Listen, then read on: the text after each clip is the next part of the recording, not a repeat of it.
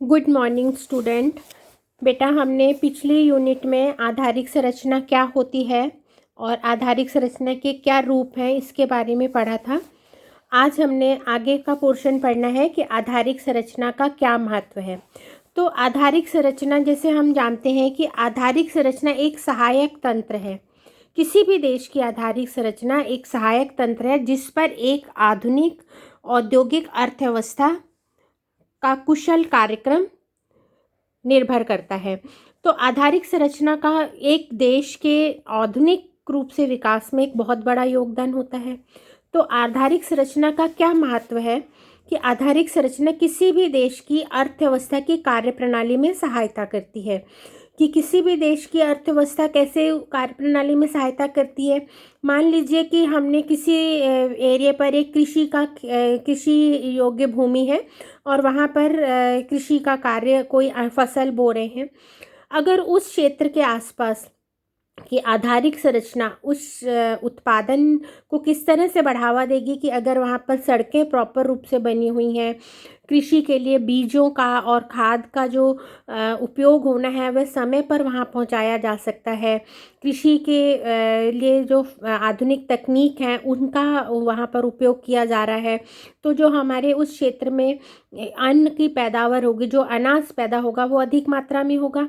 तो उस अनाज को फिर भंडारित करने का और फिर उसको दूसरी जगह पहुंचाने की सुविधा अगर प्रॉपर है तो उस एरिया की जो कृषि है वो अधिक विकसित होगी। और जब कृषि अधिक विकसित होगी मतलब आधारिक संरचना अच्छी है, आसपास सड़कें हैं, परिवहन अधिक है, सिंचाई की अच्छी सुविधा है, अच्छे बीज मिल रहे हैं, आधुनिक तकनीकी के द्वारा कृषि करी जा रही, तो डेफिनेटली पैदावार बढ़ेगी। और उस उत्पादित अनाज को भंडारित करने की सुविधा भी अच्छी है, भंडारण के बाद उसे विभिन्न क्षेत्रों में पहुंचाने की सुविधा भी अच्छी है। तो देश की अर्थव्यवस्था में इसका बड़ा योगदान मिलेगा, क्योंकि उस उत्पादन से जो हमें धन मिलेगा, मुद्रा मिलेगी, वो हमारे देश की जीडीपी को बढ़ाएगी। दूसरा आ जाता है कृषि का विकास। आधारिक संरचना अच्छी होगी क्योंकि हमारा जो देश है वो 70% कृषि पर निर्भर है। तो जब कृषि का विकास अधिक होगा तो हम अधिक से अधिक निर्यात कर पाएंगे। निर्यात करने से हमारे पास विदेशी मुद्रा आएगी और जो हमारे देश की जीडीपी को बढ़ावा देगी। आर्थिक विकास, जब हमारे देश की आधारिक संरचना अच्छी होगी, जहाँ आधारिक संरचना अच्छी होने से देश में उद्योगों का अच्छा विकास होगा, उसके साथ साथ देश में स्वस्थ एवं सामाजिक स्थिति में अच्छा सुधार होगा, तो देश का आर्थिक विकास भी अच्छा होगा। क्योंकि आर्थिक विकास जो है देश की सामाजिक और आर्थिक व्यवस्था पर निर्भर करता है। और ये तभी विकसित होंगे जब उस देश में का आधारिक संरचना जो है वो मजबूत होगी। फिर बेहतर जीवन की गुणवत्ता, जब आधारिक संरचना हमारी सुदृढ़ होगी तो हमारे देश में जो शिक्षा का स्तर है वो बढ़ेगा, लोगों के स्वास्थ्य के स्तर में सुधार आएगा। और स्वास्थ्य और शिक्षा जब दोनों हमारे देश में अच्छे रूप से होंगे तो लोगों को जीवन का यापन करने का जो स्तर है वो सुधरेगा। और जब उनके जीवन की गुणवत्ता में सुधार आएगा तो डेफिनेटली देश जो है वो प्रगतिशील की ओर बढ़ेगा या देश विकास की ओर बढ़ेगा। और देश में अच्छी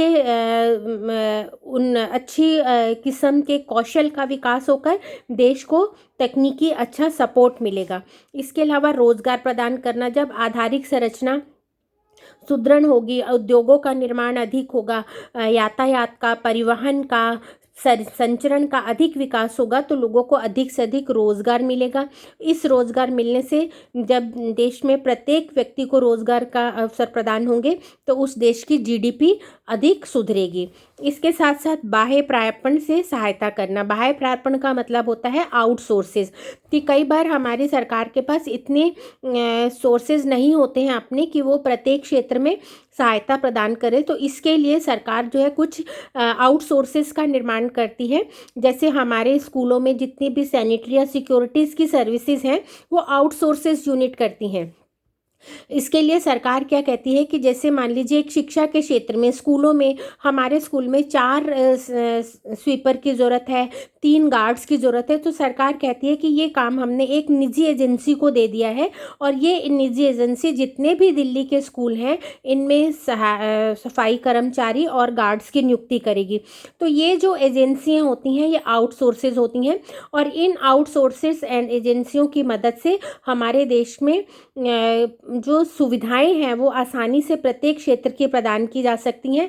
और जब प्रत्येक क्षेत्र में हर तरह की सुविधा मिलेगी तो डेफिनेटली उस देश का विकास अधिक होगा। तो किसी भी देश के आधुनिक जो इम्पोर्टेंस है इंफ्रास्ट्रक्चर की, वो एक बहुत बड़ा रोल किसी देश के आर्थिक विकास में सहायता करती है, ताकि उस देश का विकास जो है वो जितनी अधिक आधारिक संरचनाएं सुदृढ़ और संपूर्ण होंगी, उस देश का आधारिक जो औद्योगिक विकास है, आर्थिक विकास अधिक होगा। जब आर्थिक विकास होगा तो देश की जीडीपी भी बढ़ेगी और देश निरंतर विकास की ओर बढ़ेगा। तो इस चैप्टर का जो आधारिक संरचना का चैप्टर था वो अब कंप्लीट हुआ। इससे अगला चैप्टर स्वस्थ है, उसको हम अगली यूनिट में पढ़ेंगे। थैंक यू बेटा।